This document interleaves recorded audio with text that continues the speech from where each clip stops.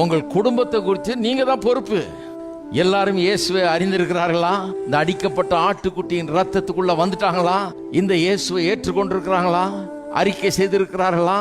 தேவனுடைய பிள்ளைகளா மாறி இருக்கிறாங்களா? ரத்தம் பூசப்பட்டவர்களா இருக்கிறாங்களா? இந்த ரத்த கோட்டைக்குள்ள வந்து உட்கார்ந்துட்டாங்களா? எல்லாரும் சேஃபா இருக்கிறாங்களா? நியாய தீர்ப்பு நாளைக்கு வந்தா இன்னைக்கு அவங்க என்ன ஆவாங்கன்றதுல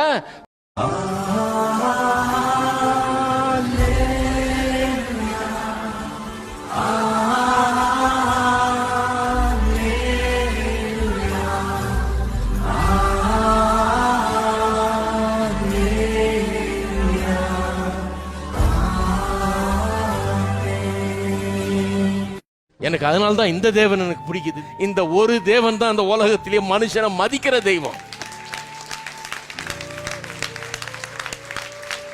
மனுஷனை மதிக்கிற தெய்வம் எங்க? மனுஷனை ஒரு துச்சமா நினைக்கிற தெய்வம் கிடையாது. மனுஷனை மதிக்கிறது ஏன் இவர் ஒருத்தர் தான் மதிக்கிறாரு?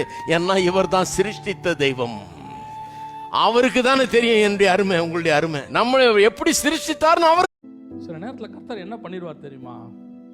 உங்களை யார் இக்னோர் பண்றாங்களோ அந்த இக்னோர் பண்ற ஆள் இருக்குல்ல, அவன் கண்ணுக்கு முன்னாடி உங்களை ஒரு உயர்த்தி கொண்டு உட்கார வைப்பார் பாருங்க.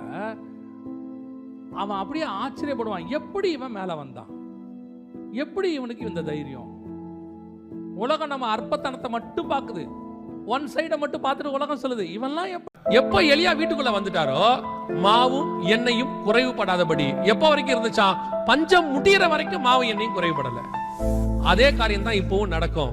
உலகம் முழுக்க பஞ்சம் வரும், உங்கள் வீட்டுக்குள் அந்த பஞ்சம் வராது. எப்ப வராது தெரியுமா?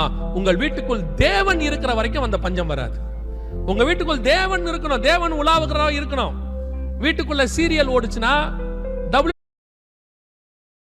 தமிழ்நாடு இந்தியாவுக்கு எப்பவுமே ஒரு தலைவலியான மாநிலம் தான்.